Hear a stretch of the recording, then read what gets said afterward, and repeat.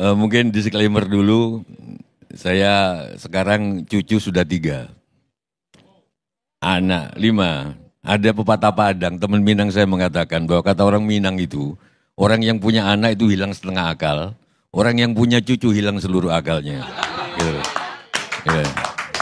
Nah, tanggapan saya ini tanggapan yang sudah orang yang hilang akalnya.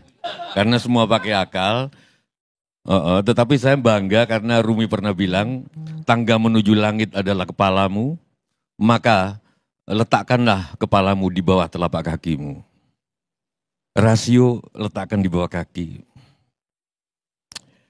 Oke, soal utang rasa, saya nanti Pak Ermus juga saya tanggapi. Pak Ikrar, utang rasa, utang budi.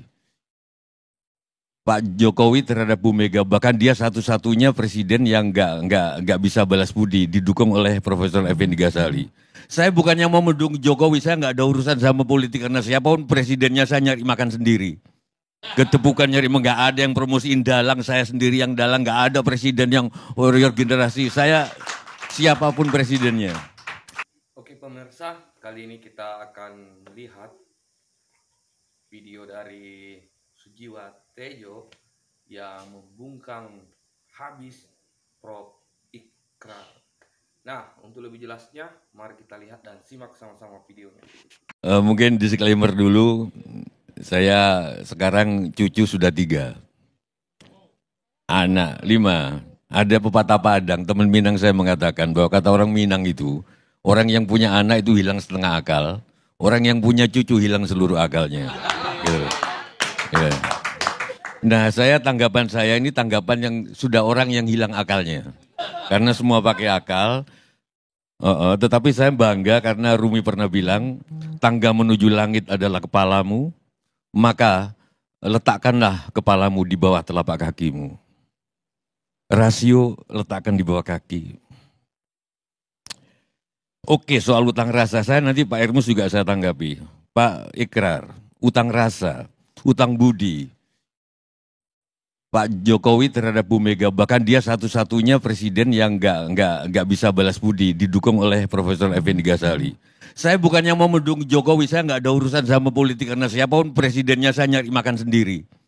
Ketepukan nyari nggak ada yang promosiin dalang, saya sendiri yang dalang, nggak ada presiden yang warrior generasi. Saya siapapun presidennya.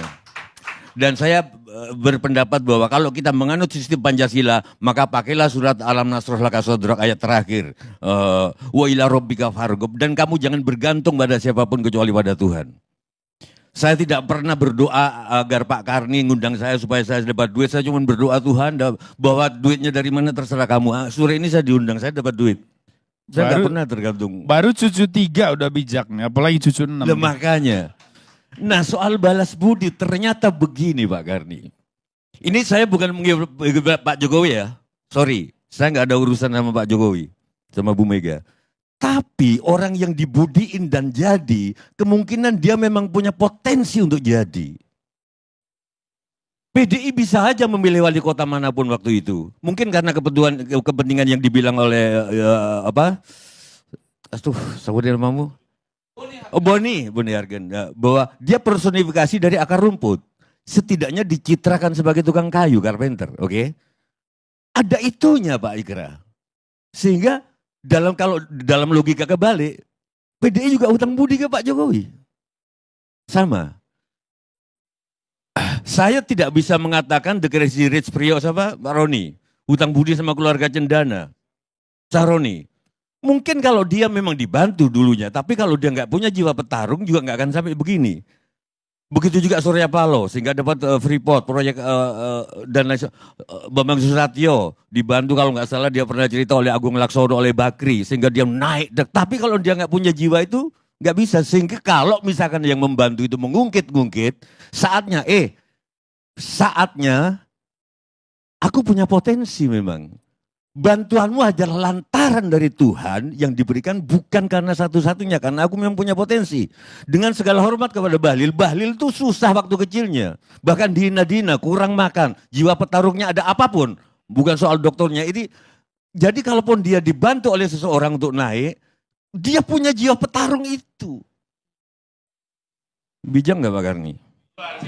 Ini cucu 3, baru kalau 6, baru cucu 6 gitu. Pak Karni pasti pernah dibantu, sehingga masuk forum keadilan, masuk Tempo. Tapi kalau yang ngebantu itu, Karni itu nggak bisa balas budi, selalu ngukit itu ke saya. Karni itu lihat sekarang, wah punya ini, nikahnya aja putranya di Borobudur, Hotel Sujiwo Tejo aja nggak bisa gitu. Nah, kalau aku punya ketemu orang kayak gitu Mas Gerar, oh kalau gitu saatnya Pak Karni bisa melupakan Anda. Karena Anda mengungkit-ungkit terus. Mungkin itu yang terjadi dengan Mega sama aku deket juga sama Bu Mega. Enggak, ini kita cuman yang kedua Pak Ermus tadi soal jabatan melekat. Paling jelas itu pas Pampres.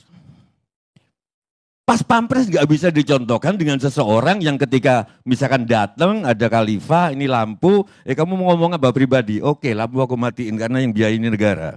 Atau contoh khalifah lain, ada ballpoint ini punya negara, ballpoint ini punya pribadi. Kamu punya masalah apa pribadi? Oke, tanda tangannya pakai yang ini karena ini ballpoint pribadi, yang ini ballpoint negara. Pas Pampres nggak bisa dimatiin.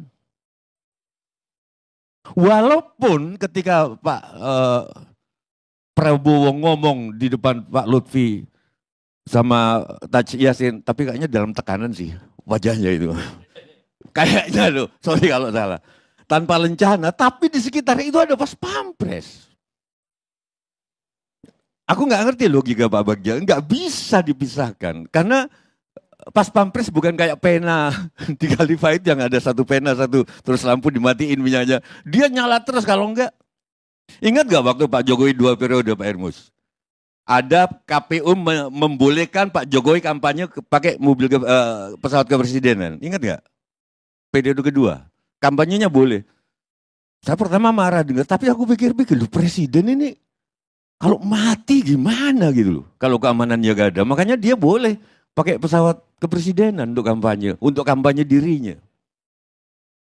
Ingat waktu itu. Jadi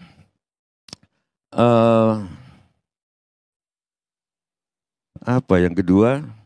Yang ketiga, atau mungkin kita nggak usah diskusi soal pilkada karena pilkada sama pilpres sudah nggak ada apa-apanya di mata Sujiwo Tejo sejak orang menjadi sesuatu, menjadi bupati, menjadi gubernur, menjadi presiden, diucapin alhamdulillah, dikirimi karangan bunga. Nggak ada lagi cerita-cerita orang yang jadi presiden diucapin innalillah. Begitu itu sudah nggak ada harapan. Sebelum presiden dilantik Prabowo, saya lihat sendiri di sebuah acara partai Pak Kardi. Gak usah saya sebut. Itu bukan Prabowo loh, baru Sufmi Dasko yang datang. Ketua Gerindra, orangnya Prabowo. Itu sudah orang merubung kayak lalat. Bagaimana kekuasaan gak akan korup kalau gitu? Orang pingin. Saya punya banyak teman yang berkuasa, tapi begitu berkuasa saya mengurangi WA. Malah, WA saya kurangin. Mungkin kita mengembalikan itu lagi, saya nggak tahu apa sejak Abbasiyah atau sejak kapan, aku nggak tahu sejak kapan orang dilantik jadi presiden Pak Ermus, Mbak Lili, terus diucapin selamat, bukan innalillah.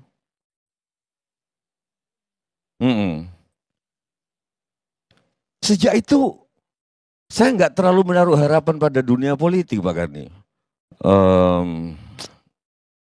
Apa ya, soal presiden endorsement udah, hilang akal. Nah, cucu udah. Yang terakhir saya baru dari seorang kiai di Jawa.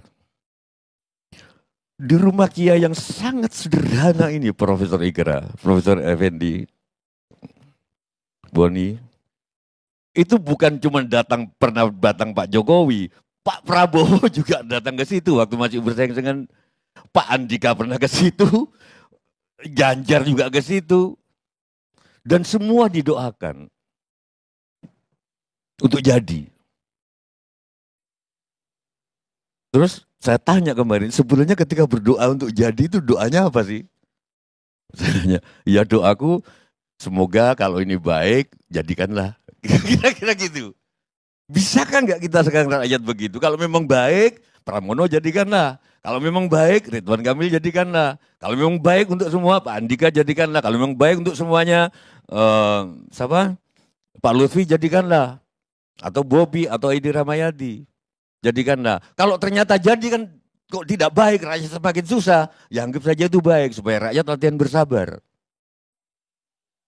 Loh, jadi kan Yang ini saya belum bisa memahami karena saya belum punya cucu. Bagian itu. Yang bagian ini aja, Yai. Yai. Ini kiai, ini salah satu kiai besar di dalam Isra Mi'raj. Kenapa Nabi Muhammad bisa sampai ke Sidratul Muntaha? Malaikat Jibril enggak berhenti di pagernya. Jawabannya malaikat Jibril terlalu bersandarkan akal. Muhammad pakai perasaan. Jadi aku sudah mengantar ke Sidratul Muntaha ini. Di dalam pembicaraan politik. Top. Enggak, sorry. Enggak, ini guyon nanti di